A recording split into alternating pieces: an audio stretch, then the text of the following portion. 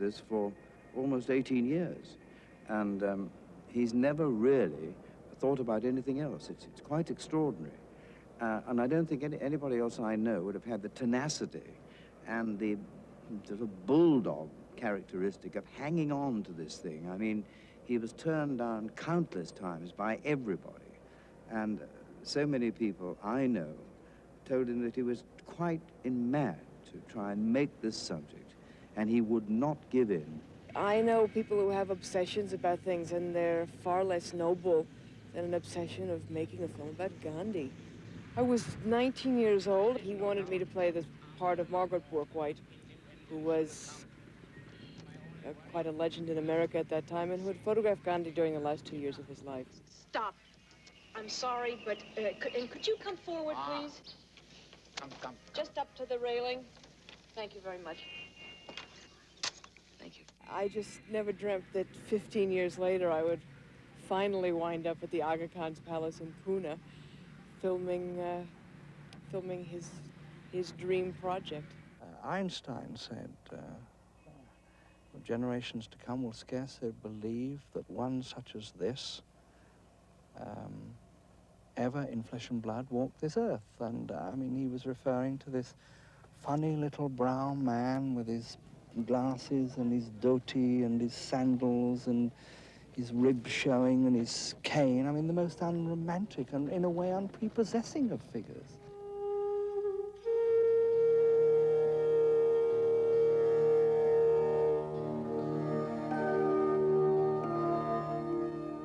I love his intelligence more than anything else. Totally unique, totally refined, fluid. Lots of people are endeared by his capacity to laugh, are endeared by his spirituality, inspired by his faith, born of, I think, an anger and an indignation, but tempered into something very constructive. But the umbrella that embraces all these things was his intelligence. It was his intelligence, as well as his idealism, that finally won over the sophisticated pundit Nehru. And of course, it was Nehru, 19 years ago, who said to me, make a film. Don't deify him. That's what we've done in India. He's too great a man to be deified, but make a film about him. He was a man, not a god or a saint. Make a film.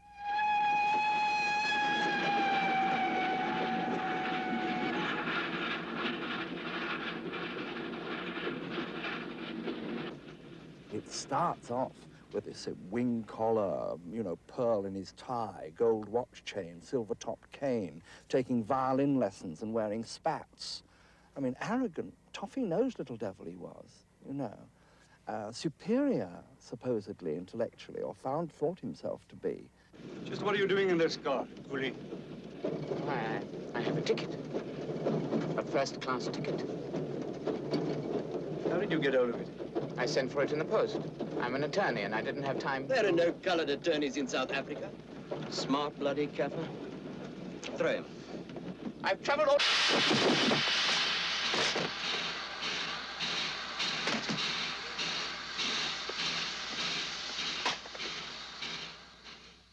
After he'd been kicked off the train, he was walking along the pavement, and towards him came two white South Africans. And there was no question as to what he must do. He must step in the gutter, because that's what Indians did in the 1890s. Get off the pavement, you bloody coon. Yeah, get off. Kaffir. And when they'd gone by, he turned to his colleague, and he said, I'm always amazed that men should feel themselves honored by the humiliation of their fellow human beings. And I still can't say it without my hairs coming up on the back of my neck. It seemed to me that a young man in his early 20s who had the ability to make that statement and that judgment on human beings had to be a fairly remarkable fellow. That was the phrase which made me determined, you know, 1962, to make this film.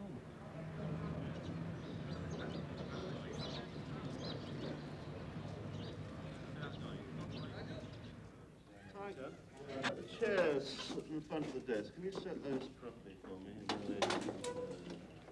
Athol Fugard plays the part of General Smuts, and he sends for Gandhi, as you can see, a relatively young Gandhi, who's been imprisoned for standing up for the rights of his fellow Asians. It's a great journey because I do go from early to middle 30s to his death at 79, to his assassination at 79. Of course, it wasn't a natural death.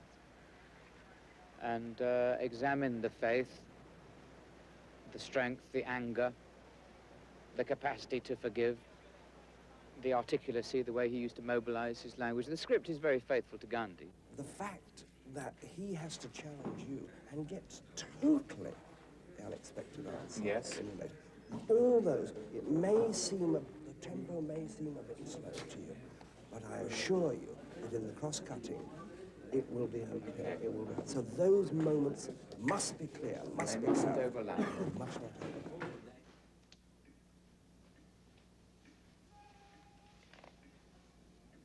Mr. Gandhi, I've more or less decided to ask the House to repeal the act that you have taken such exception to. Well, if you ask, General Smuts, I'm sure it will be done. It's not quite that simple. Somehow I expected not. I think that the role has stretched me beyond my previous limits as an actor, hopefully, and that I won't shrink back to my original shape, be a little bit bigger at the end of it all. When he returned from South Africa in 1915, Gandhi started organizing the Indians against the British. But it wasn't until after the terrible massacre at Amritsar that the Indians were really united in their struggle.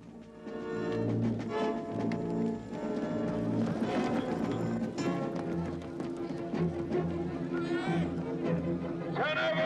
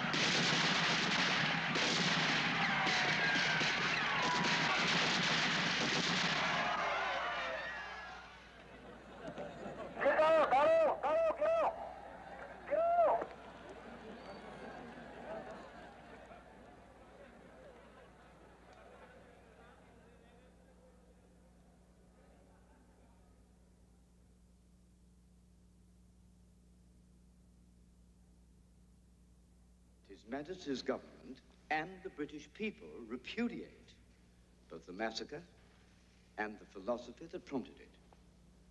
Now, what I would like to do is to come to some compromise over the new If civil... you will excuse me, Your Excellency, it is our view that matters have gone beyond legislation. We think it is time you recognized that you are masters in someone else's home. Despite the best intentions of the best of you, you must, in the nature of things, humiliate us to control us. General Dyer is but an extreme example of the principle. It is time you left.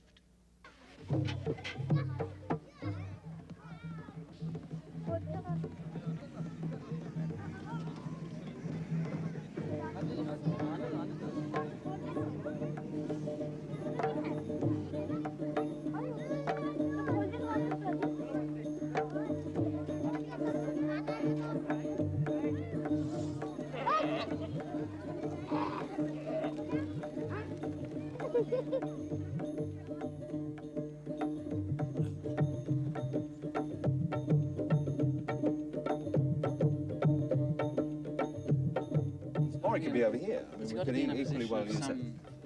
He's got to be about here. It's probably a half day to set up.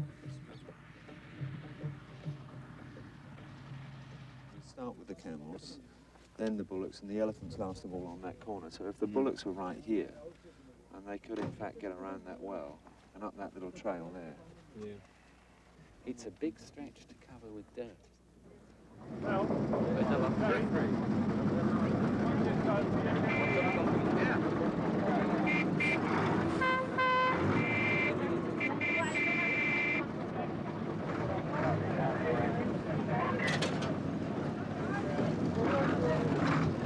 think the crowd's out in a camel train and 2 or 3 men with the camels. Take this saddle off. Take it off. Yeah, take it right off. Is he actually understanding what we're saying? Yes. You haven't cleaned your teeth for a week. Hey. Is this what we pay you about a couple of £1,000 a week for washing the elephant's bum? That's what he's asking. Yeah. The end of Take it right off.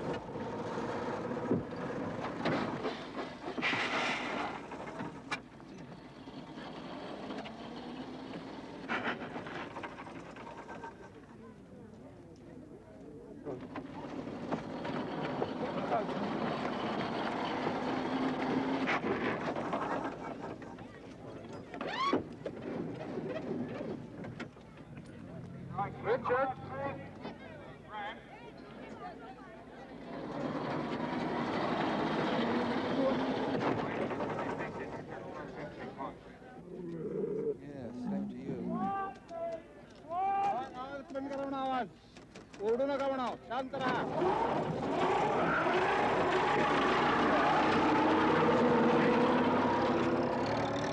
In this scene, an American reporter called Walker, who'd earlier met Gandhi in South Africa, tracks him down in India during the 1920s. I think that this reporter comes to an understanding of Gandhi's teaching and sees it actually working and is terribly moved and impressed by it when he sees the massive injustices and the use of force. I had been aware of Gandhi as a child. I remember seeing footage in the movie houses when I was a boy of his funeral and flashes of his life, and he was a terribly engrossing character.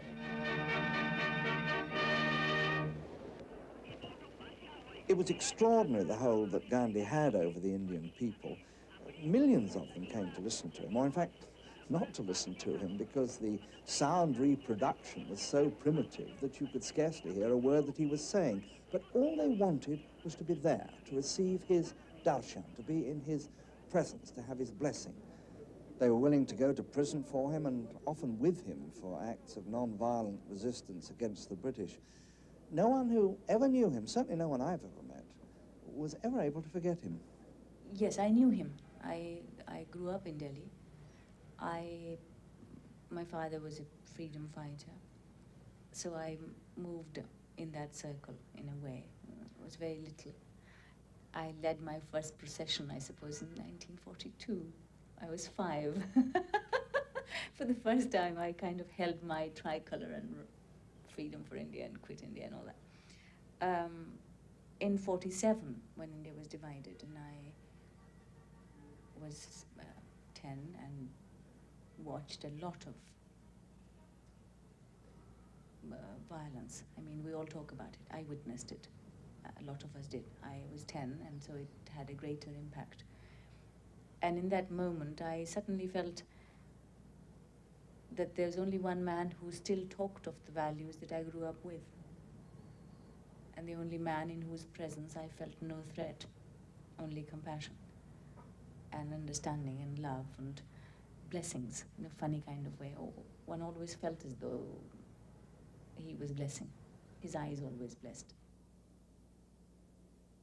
Would you like to shoot? Fine.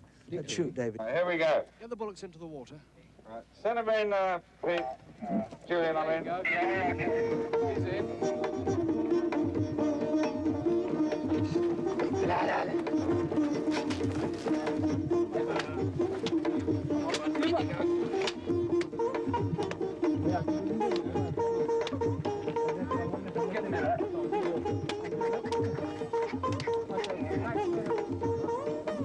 Oh my God, not goats as well.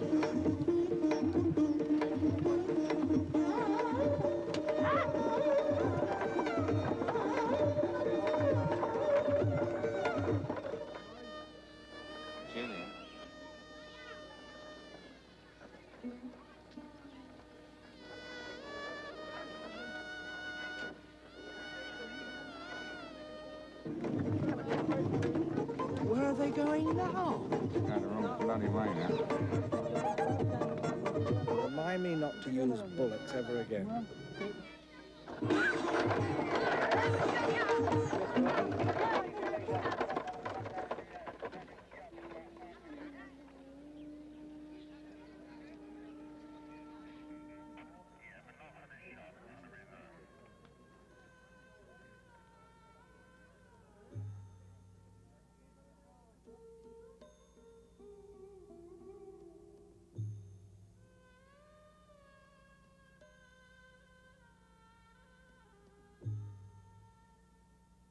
Sit, Richard, you bugger. Sit, Richard. Sit, Richard. Now then, the shot should start now. Richard should have stayed up on that previous step. So, and so should Martin. They're all covered. So we'll split them, darling, and we'll bring them further over to camera right. Yes. The boys are both... The boys are both, yes. The boys are... Will you stop, please? Sorry to interrupt you. We'd like to take everybody camera right a little bit. No, just Barr and I Castor. beg your pardon, as you were, sorry. Walker and the London Times correspondent, a man called Collins, have come to Gandhiji's birthplace, Porbandar, to see him, to see if they can discover what's going to happen, to try and get a story. And having arrived in Porbandar, they are talking to him and talking about him. And one of the things they ask him about is his marriage. How long has he been married? Gosh, he's been married over 45 years. Why was he married? So how has he been married so long? Well, because he was married at the age of 13. Okay. At the beginning, he was passionately in love with her. In fact, it was a consuming passion that left him very guilty, because in fact, they were newly married, and I believe that at the time his father died, they were making love, and he somehow must have equated that, and eventually decided that that certainly was an area of his life that he had to let go of, any kind of sensual pleasure. I will follow you in all our vows and duties. Take the seventh step, that we may ever live as friends. You are my best friend, my highest guru, and my sovereign lord. There have been objections, a lot of objections from Gandhi followers to that particular scene in our story. It's felt to be one of the most inaccurate scenes that we have. It's caused more controversy than perhaps any other, since it's felt that Gandhi and Kasturba would never have done something which is essentially so private in such a public fashion, you know, demonstrated their marriage to, or the marriage ceremony to Western reporters.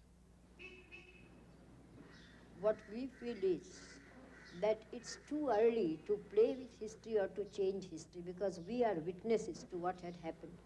And therefore, for us, it would be something like sacrilege, if not sacrilege. And he certainly would not have liked anyone to make a film on his own life. We feel that Gandhi was not a mere man, he was a phenomenon. And we who had the good fortune to work under him hold him in such high esteem and respect that we feel that no actor, however accomplished he be, will be able to do justice to the character which he has to play. Yes. Alex, as he comes in, you speak to him, right? Taking the people who are serious and who are Gandhians and who are concerned, what they are saying is that it is too soon to make a film about Gandhi, and if a film were to be made, then it should be made by an Indian, and it should be all played by Indians and in Hindi and so on. Well, now, my answer to that is there has been 33 years and no Indian has attempted to do it so far, so I can't believe that I'm jumping in and preventing other people doing it. Secondly, they say that Gandhi should not, in fact, be played by an actor in any event. He is a saint, he is a holy figure, neither of which I accept, and therefore he should not be portrayed by another human being. One person actually wrote saying that he should be portrayed by a moving light. And I'm afraid, rather rudely, I answered that I wasn't making a picture of that bloody Tinkerbell. The old people still revere him, and there are all these Gandhi committees and Gandhi foundations and so on. And there's a lot of lip service, I'm afraid, paid to Mahatma Gandhi. But the young people are very clear, and because I'm in the Gandhi film, they say, oh, Mr. Padamsee, you're in the Gandhi film. Do tell us about it. I start with, well, you know, Mahatma Gandhi was a great man. They say, look, we don't want to hear about Mahatma Gandhi. We're sick and tired of Gandhiji, with all due respect, because what he said really is of no relevance. Go back to the villages, go back to spinning and all. We don't want all that. We are interested in how the film is going.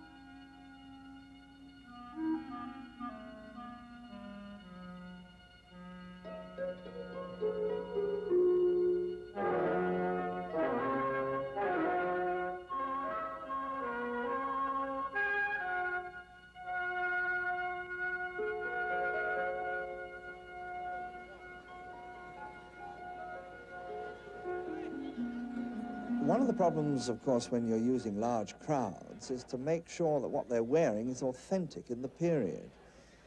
We're always having to check for sneakers and flip-flops and modern trousers that keep appearing from underneath their dhoties. The hardest thing, though, is to persuade the men to have short 1930 haircuts.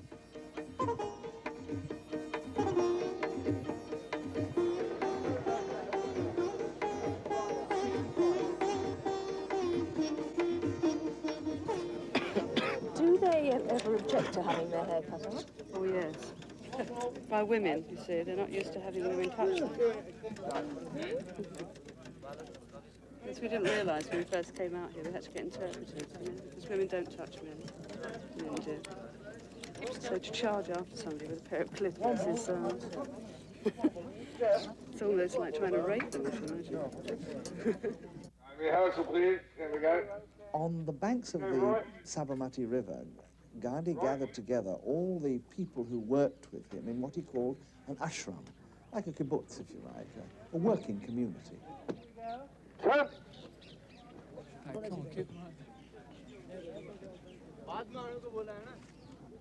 Despite the fact that these ashrams were very often isolated, politicians and visitors from abroad used to trek miles into the middle of nowhere just to see the old man.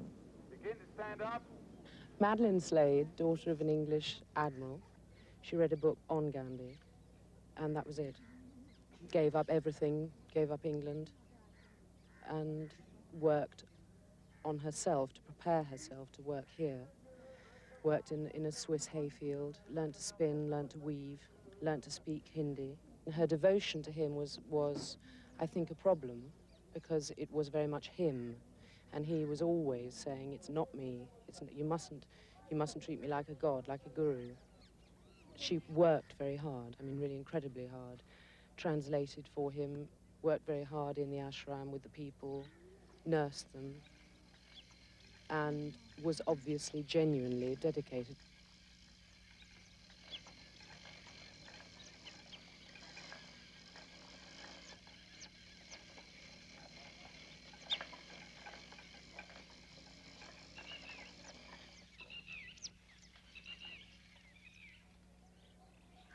Okay, Ben. Here we go. Action! Watch Bapu! This is where Gandhi sets out on his famous salt march to the sea, perhaps the most ambitious and successful single demonstration he ever made against the British.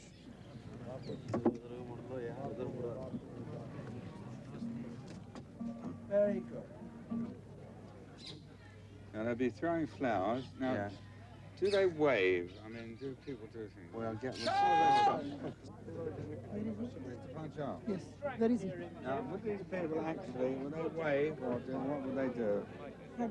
What would these people do when they go? Would they wave? What would they do? See, they should say Gandhi ji ki jai. Yeah, never mind what they say for a moment. What would they do physically? Would they just pranam? Would they wave? They can do pranam. They wouldn't wave. It's not a No, Indian thing to do. they won't go.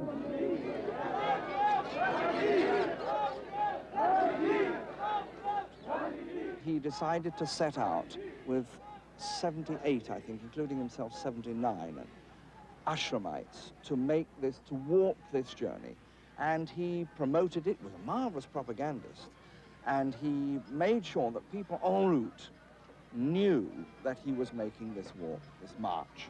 And the result was that as he went through villages and through towns all on the way, it was very well thought out, like a general, mounting a campaign.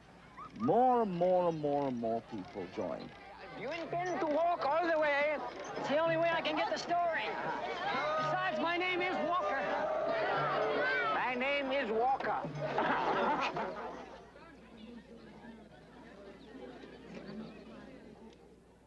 When we were researching the script, we met a marvellous old boy called Pyaralal Nair, who was Gandhi's secretary for more than 20 years.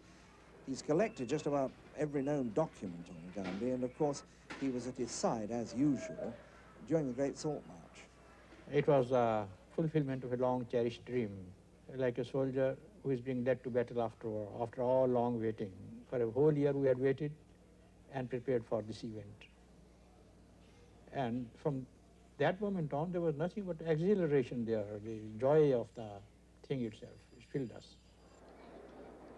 They were in ecstasy, everywhere, wherever he went.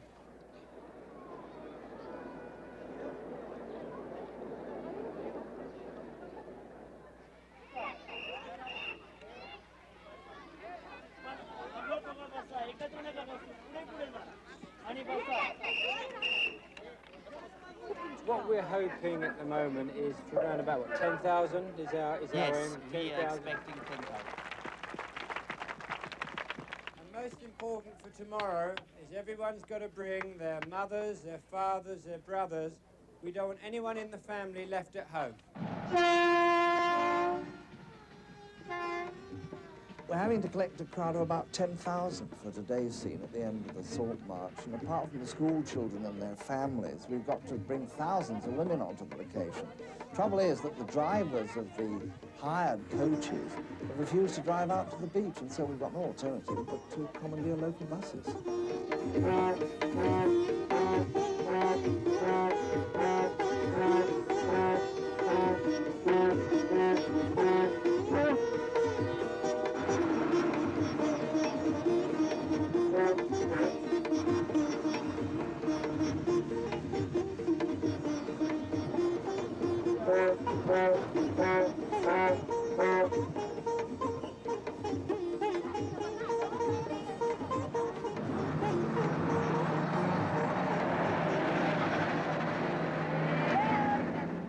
Hurry up, please. Quick. You already got it. Go there for tea. Come on, ladies. Quick.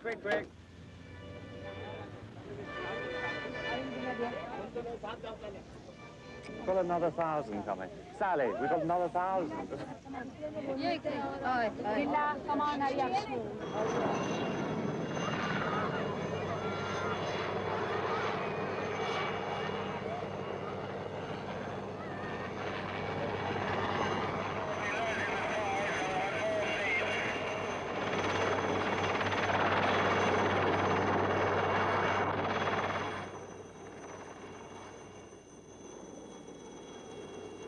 Gandhi will be right by the shoreline.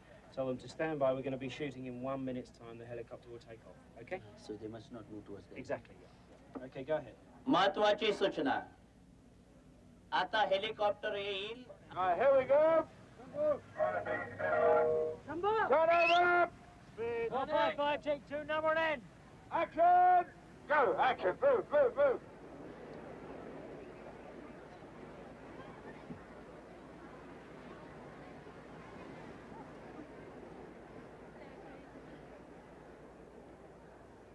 he wrote to the Viceroy, he wrote to all the authorities, and he said he had to demonstrate that India no longer believed in or would respect British law and authority in India. And he wished to do something which demonstrated this so that the whole country, without hurting anybody or damaging anybody, could demonstrate that they were prepared to break the law. There's a law which says you may not manufacture salt.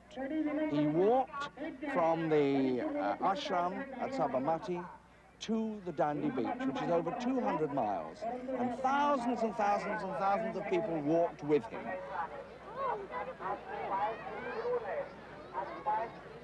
And when he got here, he symbolically took a piece of crystallized salt that had come from the sea off the shore and held it up and said, "This is yours, it's from the Indian Ocean, let every Indian claim his right to have this salt." Where are they going? Where are they going? Where are they going? Darling, down. The shot begins with you taking a handful of salt and bringing it up. Turn over! 457, take 1A camera only. Very still up here. Action. Very still. The wind. Keep on the wind. Get the rostrum. Get away from it.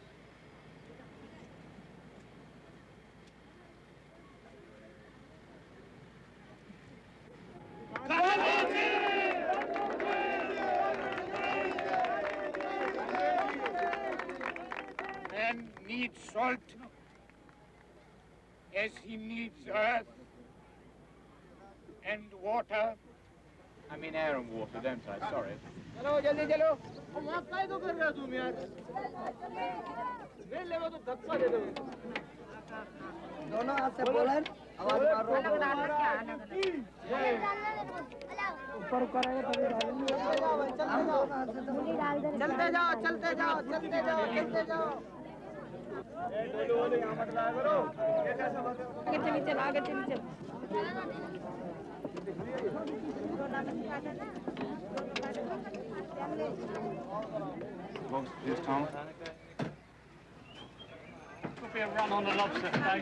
Tuna salad, please. For the British crew, the caterers came from England, and so does most of the food, because, of course, if Ben got ill and we had to stop shooting, it would cost us tens of thousands a day. They eat pretty well, though.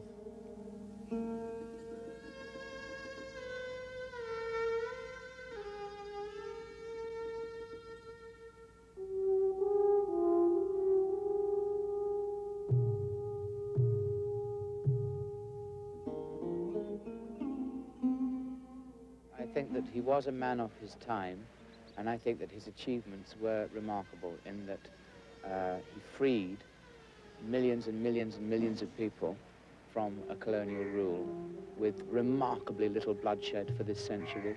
The great tragedy is that the losses were sustained by India and Pakistan after independence, and it was that broke his heart. Action. I did. Once again. Lord Irwin was Viceroy in India from 1926 to 1931. Mr. Gandhi, Your Excellency. It was, in fact, Lord Irwin who informed Gandhi that he was invited to London to come to the Round Table Conference, the 31 Conference. Mr. Gandhi, I am instructed to request your attendance at an all-government conference in London to discuss the possible independence of India. Thank you, John, dear. We need to rehearse. As far as his attitude to the British were concerned, he adored the British, and he never stopped saying so. Whatever the result of the mission that brought me to London, I know that I shall carry with me the pleasantest memories of my stay in the midst of the poor people of East London. He acknowledged on a number of occasions that although he believed passionately in civil disobedience, in non-violent resistance, and he believed it was the only way in which to achieve his ends politically and socially, He did say on a number of occasions, I doubt if ever I could have succeeded against any other nation other than the British.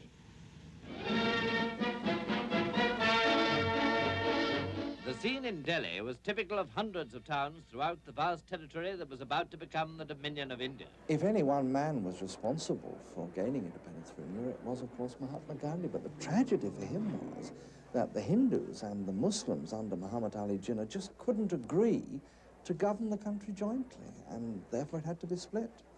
And the slaughter that followed was horrifying.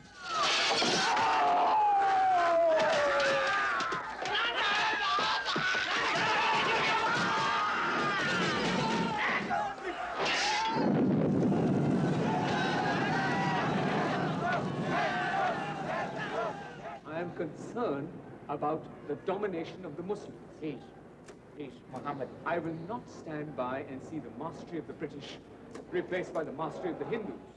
This scene is heartbreaking for Gandhi. It broke him, it broke his spirit, it broke his body, it broke his heart.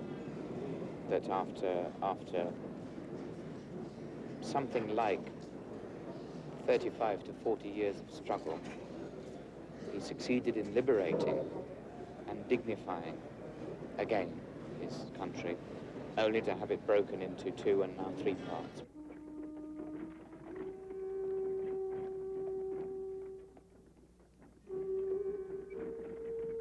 Literally millions and millions trekked from Pakistan to India or India to Pakistan, and because of Gandhi's tremendous concern for the Muslims, a bitter resentment built up amongst the Hindu extremists. And it was ironic that it was the extremism of a Hindu, a member of his own religion, that proved fatal.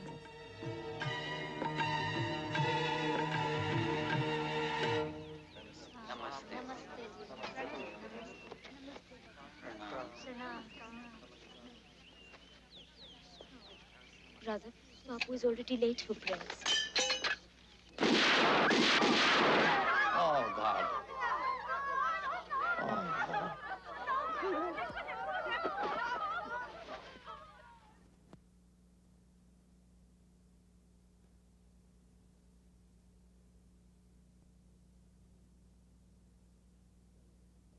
I felt staggered, dazed. I was not prepared for it, you see. And I had just come out to attend the prayer meeting, but halfway through when somebody came running and said, "Send for a doctor, Gandhi has been shot dead." I said, "What am I to send the doctor for if he has been shot dead?" That's all. And then I went to the spot. He was being lifted at that time, taken in. I picked up the shawl, woolen shawl, Kashmir woolen shawl that he was wearing, and out of it dropped 2 cartridges. Like, it was, the shots were fired at such close range that they were caught in the folds of his shawl. I listened to his prayer meetings every day till his death. But on that day, the day he was assassinated, I don't know whether it was unfortunate or fortunate that I wasn't there. I remember it vividly. I remember listening to it on the wireless and not believing it and saying again and again to my father, "But it's dark, but there's no light. I can't see any light. Where will I go to now when I need somebody to tell me that I'm right, or that there are some things that are good and wholesome and right, and one can fight for right. Where will I go?" And my father said, "Oh, shut up, you're 11. I mean, you know, do you mind?" The story of Gandhi's funeral is a story not only of immense crowds, but of the tremendous influence the Mahatma had over his countrymen. The people came to pay tribute and to see for themselves that the incredible was really true. Gandhi had been murdered.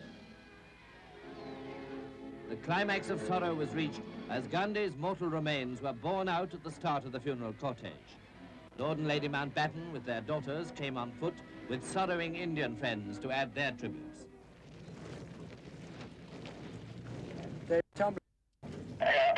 Colonel Balachandra is doubling at the moment for Mountbatten, and he's behind the coffin, immediately behind the coffin. I said, stage the funeral. And of course we said, well, do you mean we can actually do it on the place that they did it? It's their #1 ceremonial road. I mean, it's the equivalent of the Mall from Buckingham Palace down to Admiralty Arch. I said, no, you can do that, people won't mind. Because we visualised that we'd have to do it on a runway somewhere, or on a private, quiet street somewhere like that. I said, no, you can do it. And they said they will attend it. And we said, well, what about the army? Can they help us? They said they would be delighted. Keep pulling! Keep pulling, keep pulling. Michael! I think this is one of the ones which has the most staggering impact. There's the weapon carrier, which is covered in flowers. It's hidden as a fighting vehicle. The Navy, the Army, and the Air Force pulling it with ropes. Their slow march is twice as fast. They're actually walking. That's why they're finding it so hard, because it's nothing they've ever practiced. They keep kicking each other. That's why they keep turning around.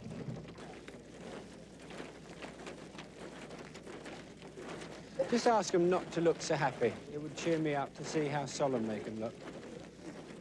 We hope to have about 500,000, so I don't want to count them. I know we're collecting around about 120,000, and we're doing widespread press, so we could get a 500,000.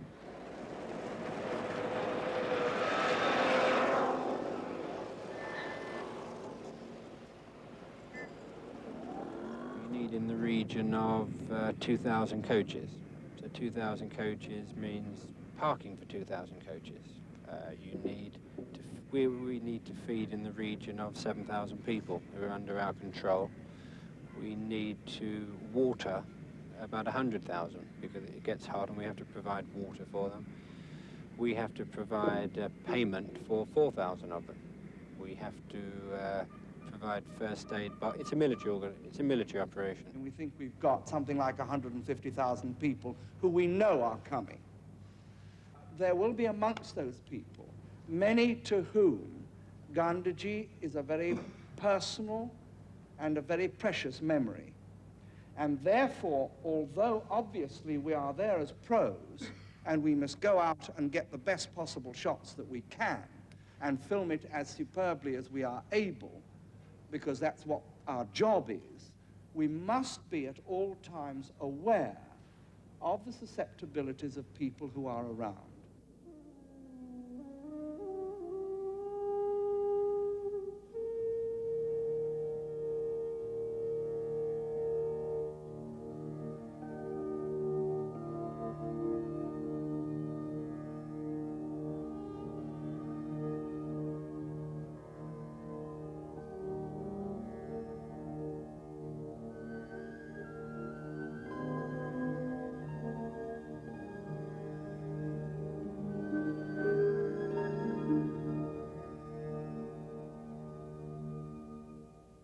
We've had to replace George V's statue, and we're dressing up all the cameramen as Indians, and the production bods, well, most of them are wearing military uniforms of some rank or another. The important thing is that if they get in shot, they don't look out of place.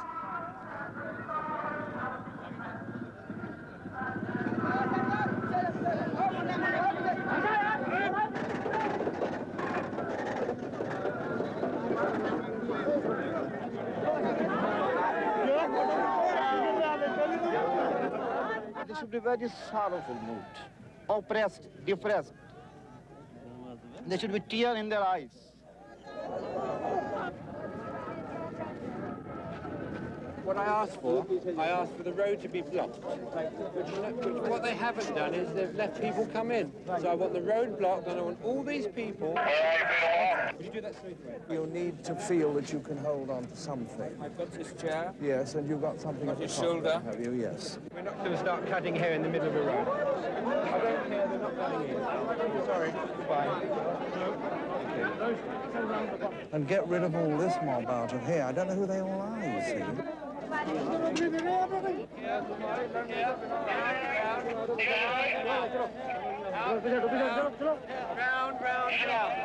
I'd like everyone removed out. Angel, you will be in a group with the women at about here. There will be a lot more women in here, right? Now, where is Darlings? Okay, let's say in 10 minutes we go, and it doesn't look half bad. We're going to now move down and start and set up in the ring.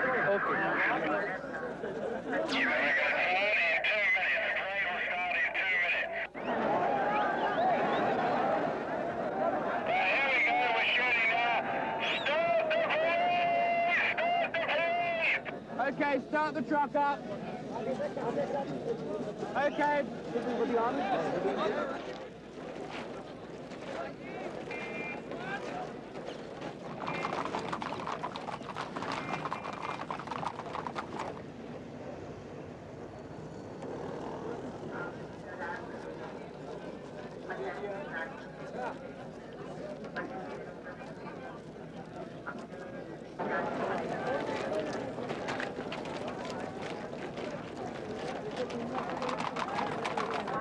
There's a bloody bus coming in there. What's that coming across the road there? What the hell's that?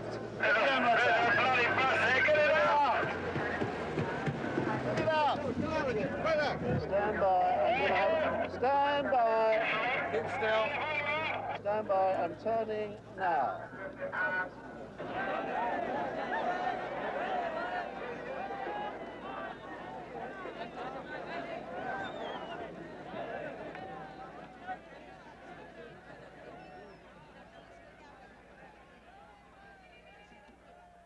The centre of that day was that little dead man. They really mourned for him. And that's what they're doing. They're all standing there, and every single one of those heads is pointed at that little body. He was very nearly 80 years old. Whatever people may say or do, the fact remains that he has got into the blood and bones of the people. And people cannot think now in the way in which they thought before he appeared on the scene. India can never be the same again. Here is a man who was a man of God, who was practical, whose battles are still being fought 33 years after his death and won all over the world. I don't think there's anybody comparable to him at all. And when one thinks, of course, of the great movements of the CND, of the American universities, of the whole of Martin Luther King's campaign, of Robert Mugabe. Whose picture hangs over Robert Mugabe's desk? Gandhi. He wasn't the president or the prime minister, he had never held office.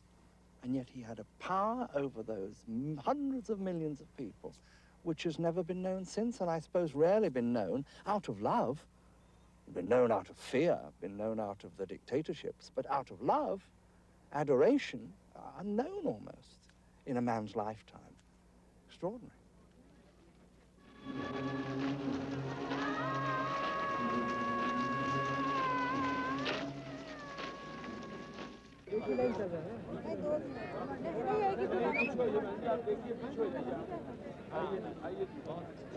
It's all over, other than paying off the odd 10,000 people and making sure the odd 150,000 get to their homes because we brought them.